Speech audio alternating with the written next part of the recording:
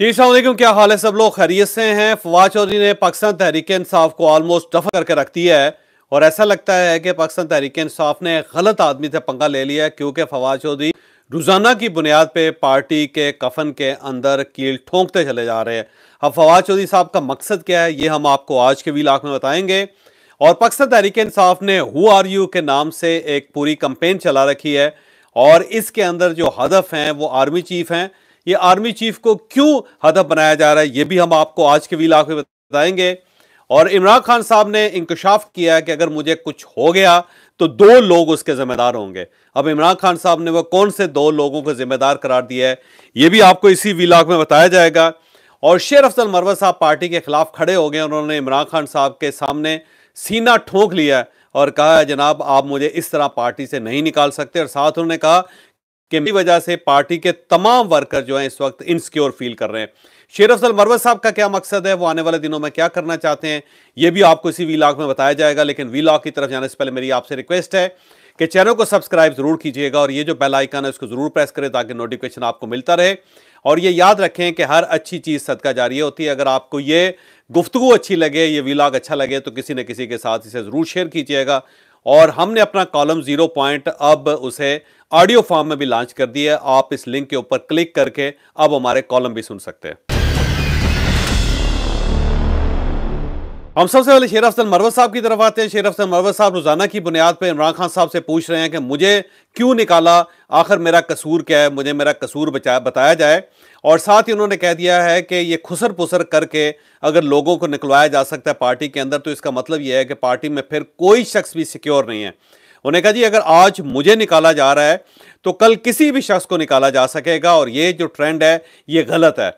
और साथ उन्होंने कहा जी मैं पार्टी के ऊपर किसी को काबज नहीं होने दूंगा, मैं आखिरी आदमी होऊंगा जो किसी को पार्टी के ऊपर कब्जा करने की इजाजत दे। बल्कि उन्होंने अब ऐसा लगता है कि फैसला कर लिया है कि जो लोग खुसर पुसर कर रहे हैं, जो इमरान खान साहब के कान भरने की कोशिश कर रहे हैं, उन सब के खिलाफ वो जिहाद करेंगे। तो बार बार उनकी तरफ से आ रहा है। और साथ उन्होंने ये भी कहा जी कि इमरान खान साहब तो खुद कहा करते थे कि हम कोई गुलाम थोड़े हैं, हम तो आज़ाद लोग हैं और हर शख्स की एक आज़ाद राय है। लेकिन अगर इमरान खान साहब की पार्टी के अंदर किसी शख्स की आज़ाद राय को अहमियत नहीं दी जाएगी तो इसका मतलब ये हुआ कि इमरान खान साहब पे जो अपना असूल है, अपना कानून है, उसी की खिलाफ वर्जी कर रहे हैं। तो उन्होंने इमरान खान साहब के खिलाफ बगावत कर दी है और साथ साथ पार्टी के खिलाफ भी बगावत कर दी है। और साथ ही उन्होंने इस्तीफा देने से साफ इनकार कर दिया है कि जनाब मैं इस्तीफा नहीं दूंगा। अब शेर अफजल मरवत साहब से हज़ारों इख्तलाफ हो सकते हैं और मैं उनका कोई बहुत बड़ा फ़ैन नहीं हूँ, क्योंकि जो उनके तरीक़ाकार है, जो उनकी गुफ्तगू है वो कोई नॉर्मल नहीं है। एक एबनॉर्मल किस्म का बिहेवियर है, एबनॉर्मल किस्म की उनकी गुफ्तगू होती है और जो वो गुफ्तगू करते हैं वो भी बहुत लो लेवल की है। तो लिहाजा इस मामले में मैं हमेशा उनको अपोज करता हूँ। लेकिन आप यकीन करें कि जो उन्होंने स्टांस लिया वो 100% दुरुस्त लगता है, क्योंकि इस जगह पे वो वाकई मैना प्रिंसिपल लग रहे हैं। क्योंकि वो पार्टी से पूछ रहे हैं कि जनाब आपने मुझे निकाला है, ठीक है आप निकाल सकते हैं, लेकिन कम से कम मुझे मेरी को रीजन तो दें कि आपको क्यों पार्टी से निकाला जा रहा है, मेरा जुर्म तो बताएं आप।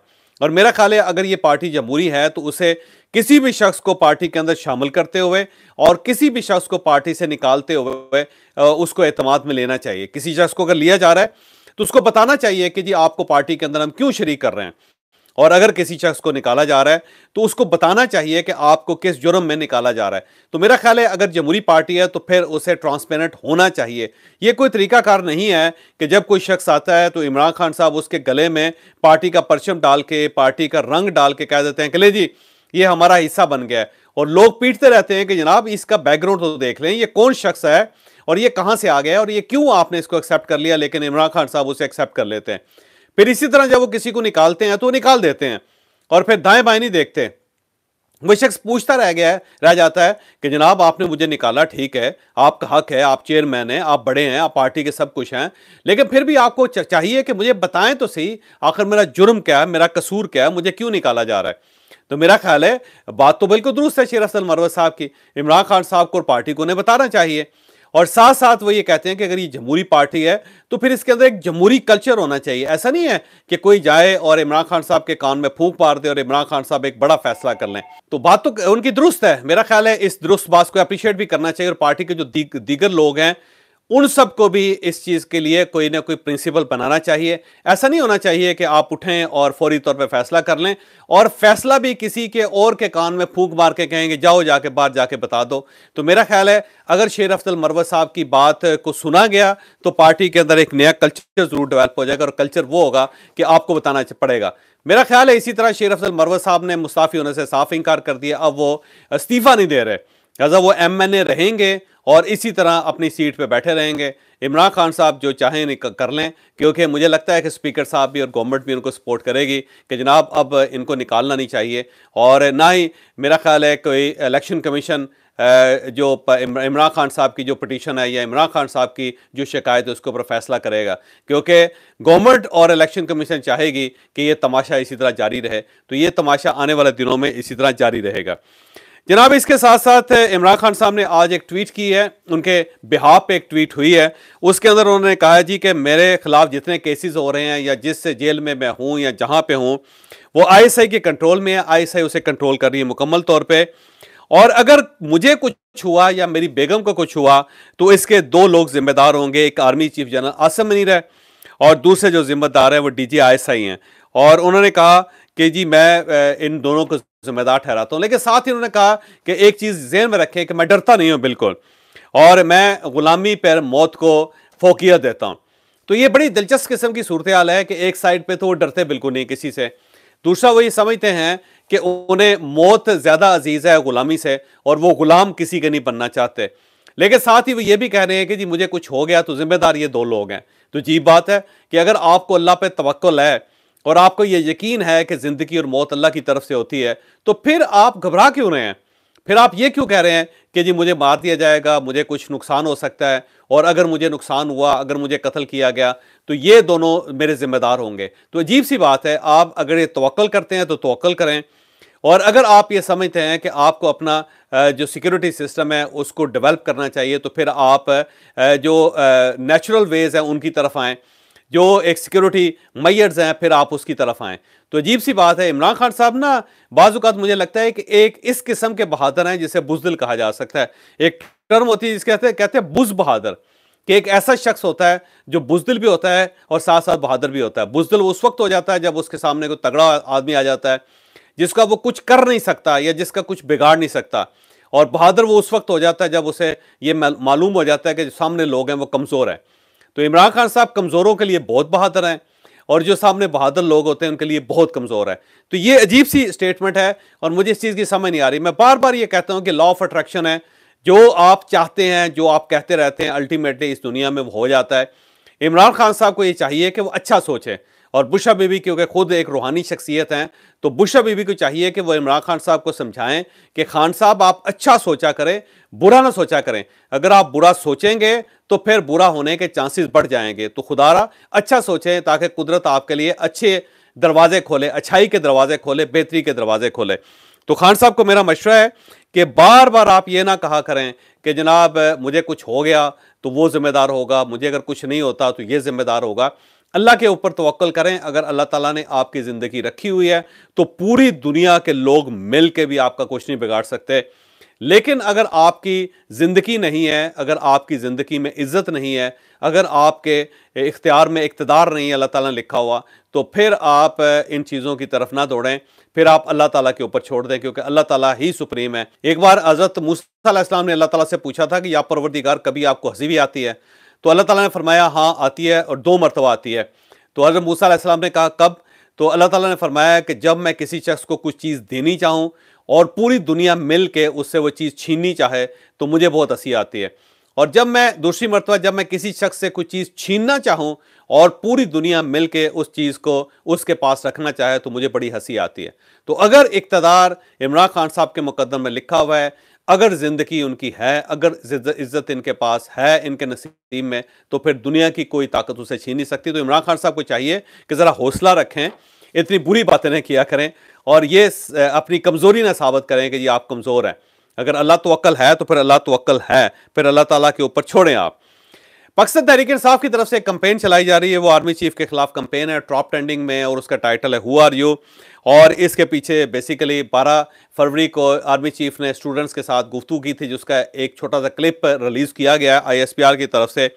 उस क्लिप में उन्होंने एक सवाल उठाया था कि खारजी जो हैं, फितना अल ख़वारिज कौन लोग हैं ये, कि जो दूसरे मज़ाहब के या आम इस्लाम के या मुसलमानों की ख़वातीन जो है उनके जो हकूक़ हैं उनको छीनने की कोशिश करते हैं। तो ये कौन लोग हैं जिन्हें और इन्हें किसने इख्तियार दिया है कि ये ख़वातीन के हकूक़ छीने। तो इसके ऊपर पाकिस्तान तहरीक-ए-इंसाफ़ की जो ख़वातीन हैं उन्होंने एक कंपेन चलानी शुरू कर दी है, और कंपेन में वो ये कहती हैं कि देखें जी, मैं खातून हूँ, मेरे साथ ऐसा हुआ, तो हु आर यू, आप कौन लोग हैं जिन्होंने मेरे साथ ये सलूक किया। फिर दूसरी खातून उठती है, वो ये कहती है कि जी मेरे साथ ये हुआ था, मुझे गिरफ्तार किया गया, मुझे जेल में डाला गया, मेरे खिलाफ केसेस बनाए गए, तो हु आर यू, और आप कौन है जो आपने एक खातून का हक छीना। फिर कोई और वर्कर आ जाता है, वो कहता है जी मेरी जो वालदा है उसके मुंह पे बट मारा गया रिवाल्वर का और ये बंदूक का, और उससे उनका मुंह टेढ़ा हो गया। तो हु आर यू जो ख़वातीन के हकूक़ हैं उनकी पासदारी नहीं कर रहे।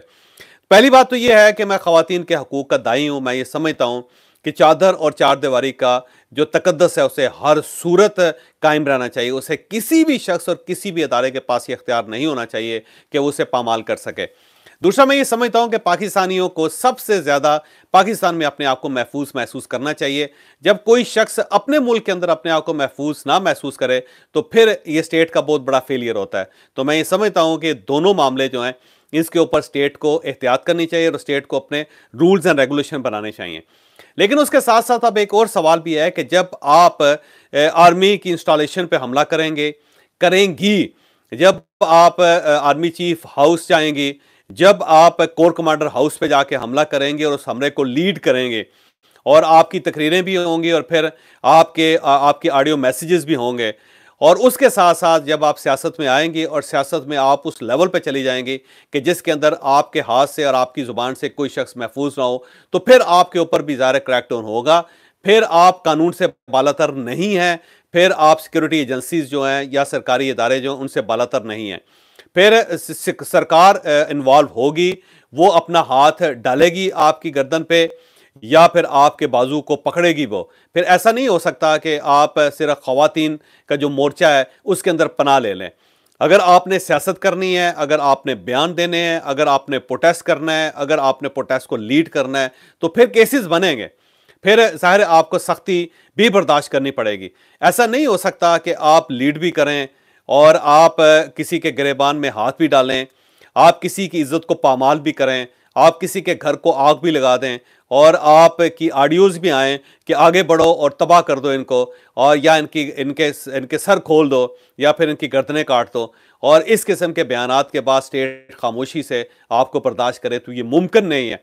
अगर खातून है तो फिर आपको इस चीज़ का ख्याल करना चाहिए कि मेरी लिमिटेशंस क्या हैं, मुझे कहाँ जा सकना है, कहाँ तक जा सकती हैं और कहाँ से मुझे वापस आना चाहिए। और अगर आप ये समझते हैं कि आप सियासतदान हैं, तो फिर आपको हर किस्म के माहौल का, हर किस्म के हालात का फिर आपको इंतज़ार करना चाहिए। ये बड़ी ज़्यादती है कि आप ये कह रही हैं कि जी मुझे जब मैं कुछ कर लूँ तो फिर मेरे साथ वो सलूक होना चाहिए जो ख़वातीन के साथ होता है, और अगर मैं कुछ करना चाहती हूँ तो फिर मेरे रास्ते में रुकावट नहीं खड़ी करनी चाहिए, फिर मुझे मर्द समझा जाए, मर्दों से बेहतर हकूक़ दिए जाएँ, या मुझे जेंडर इक्वालिटी दी जाए। तो ये ऐसा नहीं हो सकता कि कभी जेंडर इक्वालिटी है और कभी आप खातून बन जाएं। तो इसका मेरा नहीं ख्याल कि कोई सोसाइटी इजाज़त दे सकेगी आपको। आज की सबसे बड़ी स्टोरी फवाद चौधरी साहब की है। फवाद चौधरी साहब ने ट्वीट करके पार्टी की पूरी मंजी ठोक दी है। सबसे पहले उन्होंने शेख वकास अकरम साहब को मेरा ख्याल है कपड़े ही फाड़ दिए उनके। उसके बाद फिर सलमान अकरम राजा साहब हैं, फिर रऊफ़ हसन साहब हैं।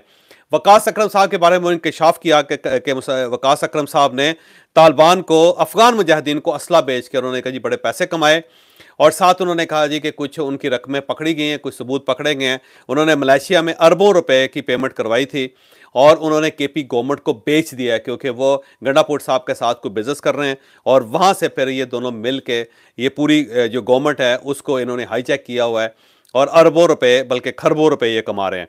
उसके साथ साथ फिर उन्होंने ये भी कहा कि ये जो शेख वकास अकरम साहब हैं, इन्होंने परवेज़ मुशर्रफ से पैसे ले लिए थे, परवेज़ इलाही से पैसे ले लिए थे, फरियाल तालपुर साहिबा से पैसे ले लिए थे, और हमजा शहबाज से भी पैसे बटोर लिए थे इन्होंने। तो फवाद चौधरी साहब ये क्लेम कर रहे हैं, और साथ साथ ये कह रहे हैं कि अब वो पीटीआई की फंडिंग पे हाथ साफ कर रहे हैं, अय्याशी कर रहे हैं। तो मेरा ख्याल है बहुत खौफनाक किस्म का उनका बयान है, खौफनाक किस्म का इल्ज़ाम है। साथ साथ उन्होंने सलमान अख्तर राज साहब के बारे में कहा जी कि वो सेक्रेटरी जनरल बने हुए हैं, खुद ही बने हुए हैं, खुद ही क्लेम कर रहे हैं।